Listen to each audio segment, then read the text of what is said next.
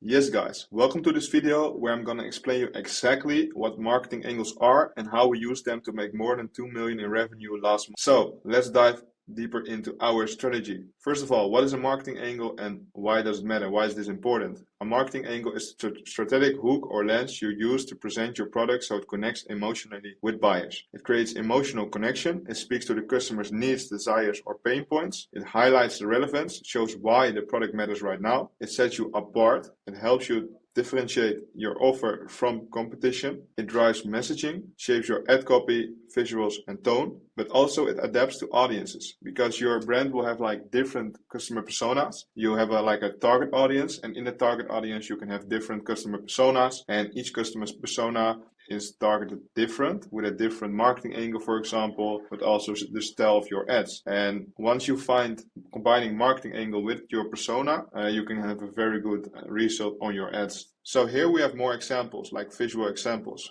how to implement these angles into your ads. First of all, we have the pain relief. So this clearly shows relief from fatigue, anxiety, bloating, and stress with a strong transformation. As you can see, the woman on the left is stressed out, always tired, anxious, bloated plus weight gain. She doesn't look good. Then you have the woman on the right. She's like all day full with energy, healthy skin and nails, and in a better mood. And with a title like Natural Energy Without Caffeine. She's using like the typical coffee, which has like a lot of dips as well, and she is using the grass-fed beef liver, the product that we use as example for this video. Then we have the contrarian belief, what most people are missing in their diets. So for example, supports better energy, 80 plus nutrients, helps improve focus plus mood. And also the headline, what most people are missing in their diets, directly challenges the assumption that people are eating well or getting enough nutrients. It reframes beef liver as the missing key to energy, focus and mood. So people have a belief and you are here to convince them that their belief is wrong. Then the aspirational transformation. So there's a transformation happening in people, their life. Get your spark back. They had it before, now they don't have it and they get it back. This is aspirational, regaining your spark, becoming vibrant, full of life again. It taps into identity, transformation, energy and motivation. Then the speed and convenience. Normally they need to use like a lot of pills, takes a lot of time, a lot of hassle. Now it simplifies the supplement process. One capsule gives you everything you need. Then here, frustration with failed attempts. Replace 10 pills with just one. Kind of the same as I spoke before, but this is focused on failed attempts. So they tried already a lot. They tried a lot of different nutrients, but they cannot find out like what is good for their body. And with this, you just need to take one pill and it's gonna work obviously. Then the new versus the old way. Frames the liver pill as the better, cleaner, simpler alternative to the cluttered and ineffective old way of doing supplementation. So all the other supplements are with a lot of things in it you don't really need,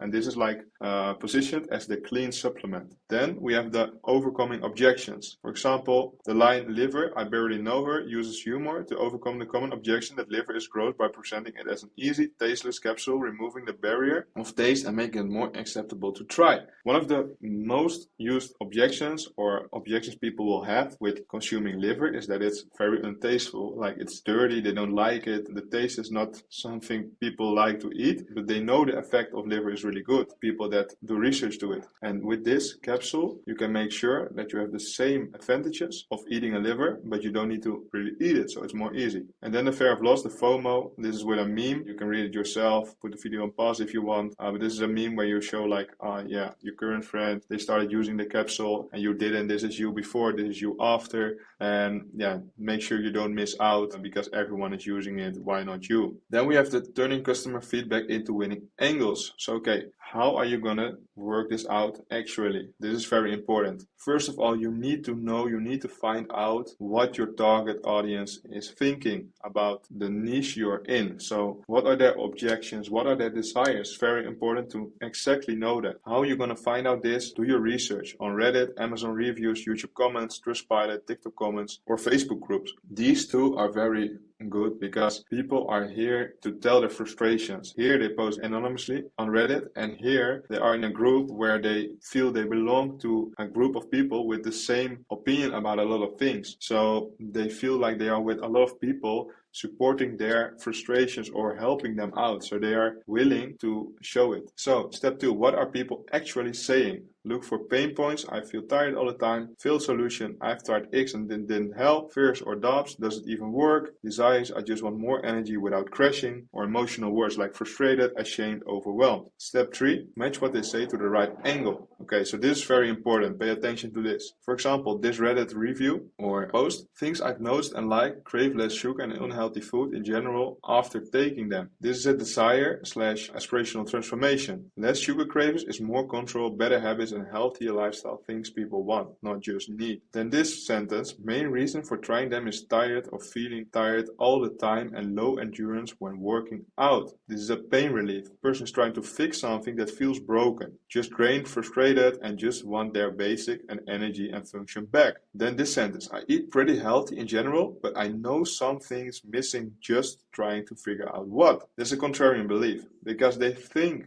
they're eating well, but still feel something's missing. It flips the common belief that a healthy diet gives you everything you need. Then this one. I swear that I've had vitamin A toxicity before from taking beef liver supplements. So this is overcoming objection. This person is worried about safety and side effects. So this is something you need to put into your marketing. Like we've tested it a lot on a lot of people. We are sure that this is not causing toxicity or whatever, as long as you don't take too much from it, for example. Then I've heard lots of great things about the supplement, so I decided to try it out. That's the FOMO, because the person didn't want to be left out, so he was going to try it. I'm a healthy eater, so I might not be the target audience for this product. Contrarian belief. Even a healthy eater can be missing key nutrients. I can't eat liver, so this is a great way to get some of the nutrients without having to puke. There's an objection normal people have because taste and texture are common blockers, and this product solves that objection. Then this Trustpilot review. I've never reacted to the supplements unlike other companies that sell beef liver capsules, and they have gelatin cases unlike the cellulose. Overcoming objection addresses fears around bad reactions or ingredients. And then when I compared it to prenatal supplement, it had everything prenatal supplements had in just a more natural form and a natural